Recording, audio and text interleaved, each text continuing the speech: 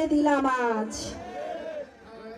প্রিয় চাচারা, আমাদের রাষ্ট্রনায়ক জনাব তারেক রহমানের দেশ পরিচালনার যে পরিকল্পনা আছে, সেই পরিকল্পনার সাথে আমি ডাক্তার প্রিয়াঙ্কা আপনাদের সাথে নিয়ে শেরপুরের জন্য যেটা সত্য, সুন্দর, সমতা বজায় রাখবে এবং অর্থনৈতিক শক্তিতে আমাদেরকে সবচেয়ে বেশি উচ্চ পরিসরে নিয়ে যাবে, সেই পরিকল্পনা আমি আপনাদের সাথে করে আপনাদের সাথে নিয়ে এগোতে চাই চাচারা, চাচিরা।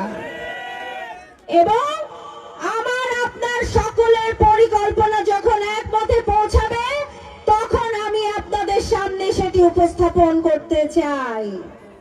প্রিয় চাচারা, চাচিরা আমার, ভাই বোনেরা আমার, দীর্ঘ এই রাজনৈতিক জীবনে আমি ডাক্তার প্রিয়াঙ্কা যদি কোনো ভুল করে থাকি, আমাকে আপনারা ক্ষমাসুলভ দৃষ্টিতে দেখবেন তো? জনাব তারেক রহমান সাহেব যেই প্রতীক আমার হাতে তুলে দিয়েছেন, তাকে শুভেচ্ছা জানাতে চাই।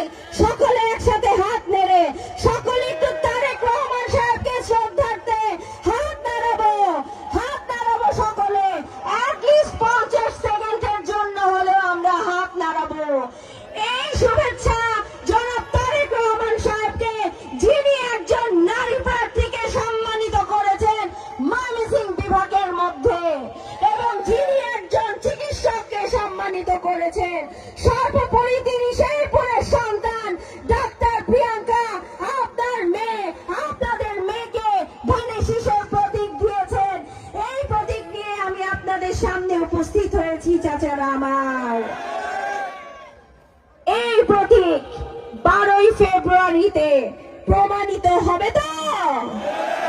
শেরপুর সদরে যদি কোনো মার্কা থাকে, সেই মার্কার নাম কি?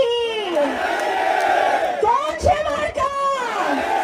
মার্কা মধ্যে জোর হলো না, জোরে বলো।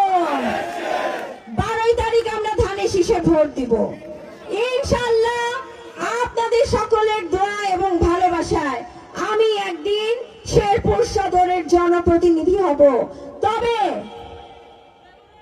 শুধুমাত্র সেবক হওয়ার জন্য, কোন শাসক অথবা কোন নিয়ন্ত্রক হওয়ার জন্য নয়। শেরপুরের ইতিহাসে যে পরিমাণ আমরা 17 বছর কষ্ট করেছি, মজলুম হয়েছিলাম, আর শেরপুরে কোনো মজলুম থাকবে না ইনশাআল্লাহ। সকল জালেম, অত্যাচারী, দখলবাজ, চাঁদাবাজ ইনশাআল্লাহ আমি আমার চাচাদেরকে সাথে নিয়ে প্রতিহত করব। শত বাধার মুখেও হয়তোবা কষ্ট হয়ে যাবে সত্য বলতে, কিন্তু আমি ডাক্তার প্রিয়াঙ্কা সত্য, সুন্দর পথেই চলবো।